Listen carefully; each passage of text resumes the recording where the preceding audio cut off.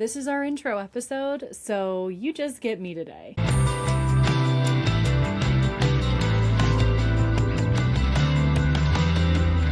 Welcome to the original Yappy Hour. My name is Meredith Mills-Merritt, and I am your host. And for those of you who are new to me, I'm the founder and CEO of the Original Southside, co-founder of the Clean Alcohol Collective, and just general investor, enthusiast, and consultant in the better for you consumer packaged goods space. My professional background is in prestige beauty, where I was doing both brand management and product innovation for skincare brands, as well as consulting on a number of different brands and industries through my own company, MMG Consulting.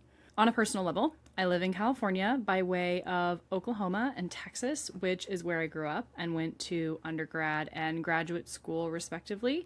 I live with my husband, Matthew, and our 10-year-old Cavalier King Charles Spaniel, who is sitting next to me on the floor, begging to get in my lap, named George. So you might be thinking, why did I start a podcast? Well, it actually started with me being a guest speaker on panels, podcasts, broadcasts. I found that because I was a founder, people wanted to talk to me. You never really heard from anyone else.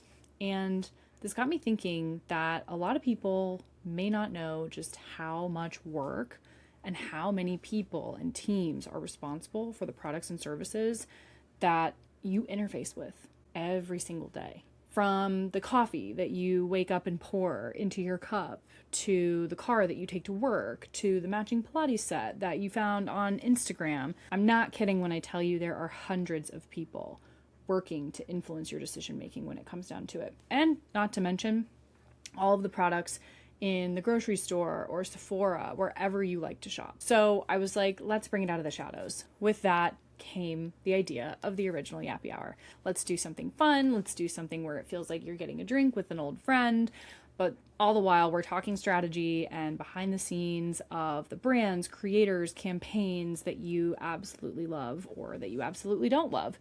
You'll still hear from founders and CEOs, don't get me wrong, but where we're really going to focus and the true bread and butter of this podcast are going to be on the builders behind the scenes and the quote unquote kingsmakers that don't publicly get the credit that they deserve. And with that, I will kick it off. In the weeks and episodes to come, you'll see that we start each and every episode with the beverage of the week. And I'll come up with a better jingle for that at some point. But for now, it's beverage of the week. And as someone who works in the beverage industry, I am always curious to see what people love and why they love it. For those of you who know me, this is going to be an exceptionally fitting kickoff beverage of the week. I'm going to be having a crispy, straight out of the fridge, root beer Olipop. I will try to do some ASMR for you. Here we go. Nice. And the questions that I ask our guests are also going to be the questions that I will ask myself. So first up, what are we drinking? Like I said, root beer Olipop. Love these so dearly. Second question is, so why are we drinking this? Is this a comfort choice? Is this a power move? Or even just a coping mechanism? And for me, this is 100% a coping mechanism. This is my version of a work beer. I don't know about you, but I do hit that 2 or 3 o'clock slump pretty hard every afternoon. These have just enough fizz and just enough sugar to be a fantastic pick-me-up. I also find that in the world of functional probiotic, prebiotic sodas, that this flavor really does taste as close to a root beer as you can get. Whereas a normal root beer has God knows how much sugar, this has 2 grams. So I wish I could metabolize caffeine better, but I do have to cut myself off after about 12 o'clock noon most of the time. Otherwise I won't sleep. So Olipop work beer for Meredith it is. And the last question that I ask our guests is, when did this become your go-to? For me, at least 2 or 3 years ago, just based off of my Olipop account information.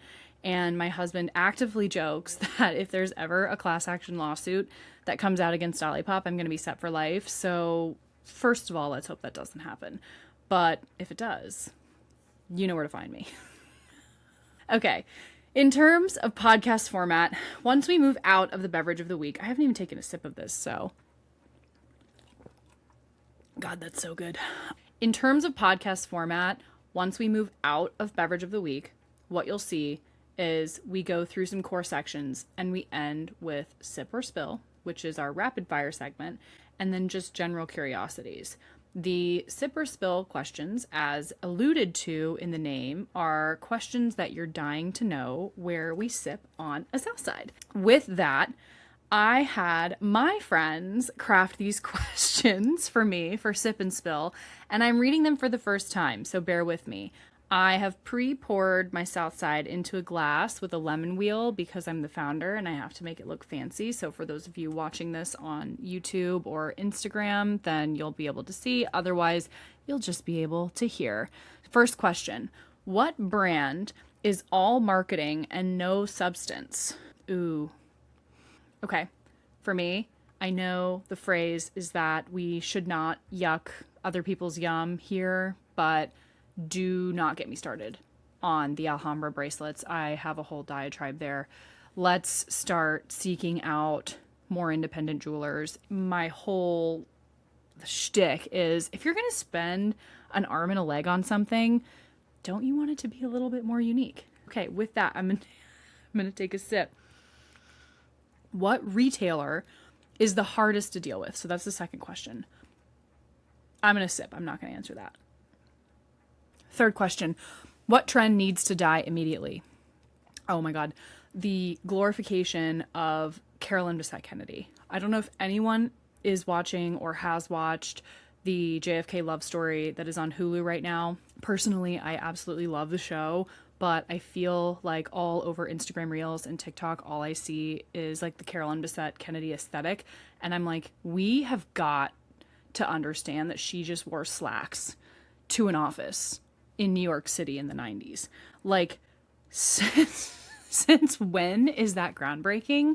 And I really, truly have to feel that the people who are obsessed with this aesthetic are the same people who have never cried in a Banana Republic dressing room or actually had to wear slacks 3 to 5 days a week for their Monday to Friday, like fully in-person office job. So that's my take.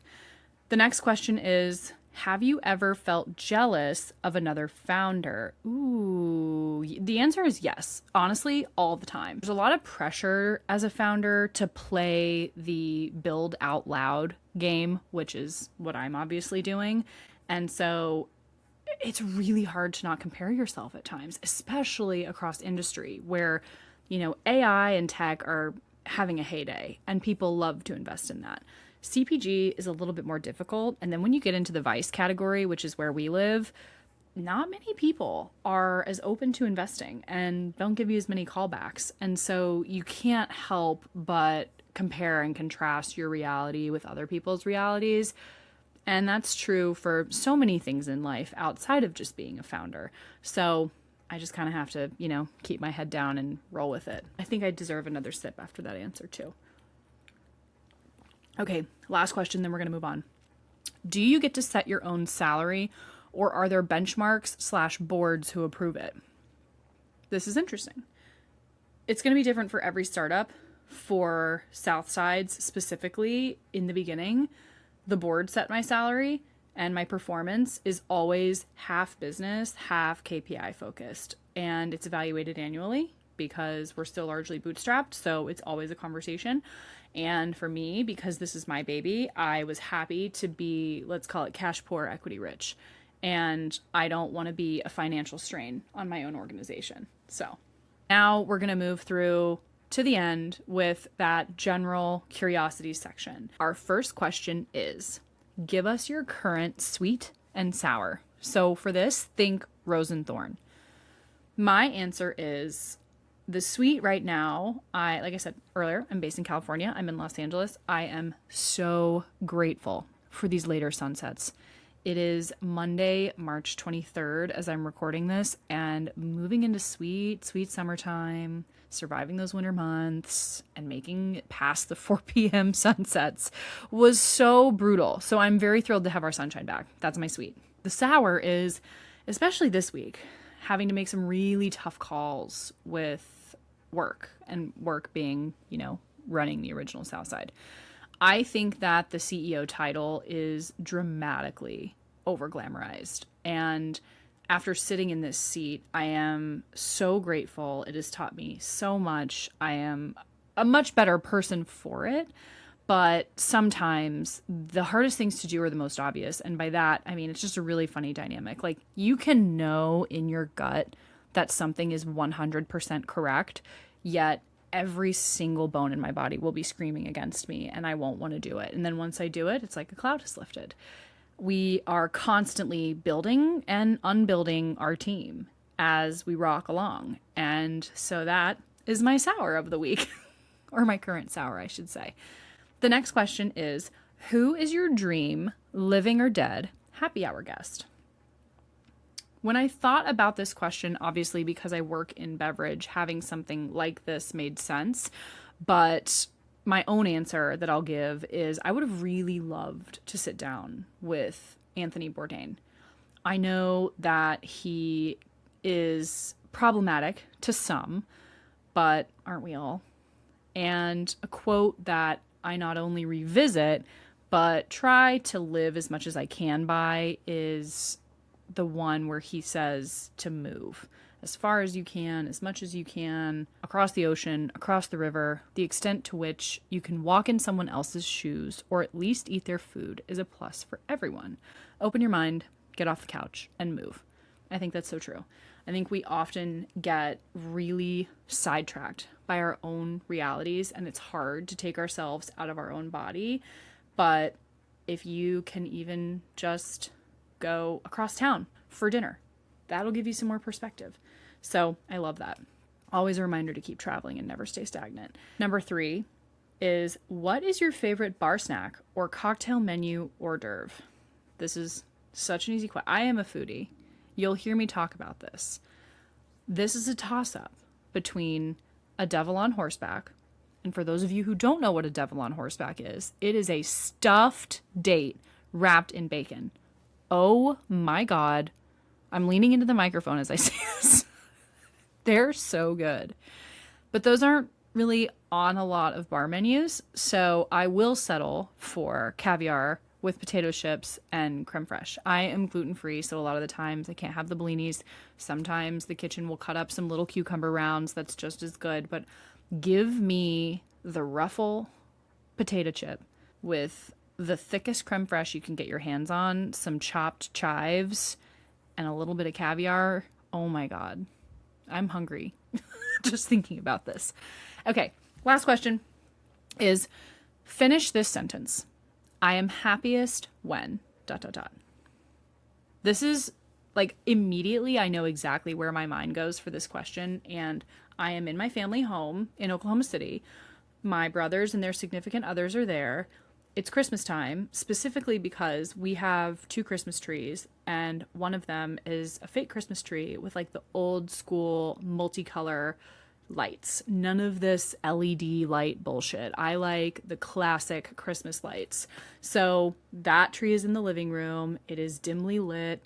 The fire's going, and we're all in our little matching holiday jammies, watching home videos or a movie, or even if we're just like catching up and having a cheeky little time. And I say this because we're at the point where my siblings and I are in such different phases of life, and my whole family is so busy all the time that is the one time a year that my nervous system can just breathe and I can be under the same roof with everyone that I love so much. And with that, this is the end of our intro episode to the original Yappy Hour. So I'm going to raise a glass and thank you all sincerely for listening. And I cannot wait for you to dive in to the first episodes. We have some incredible guests lined up, and I know you're going to be excited about it. Thanks for tuning in, and see you next week. Cheers.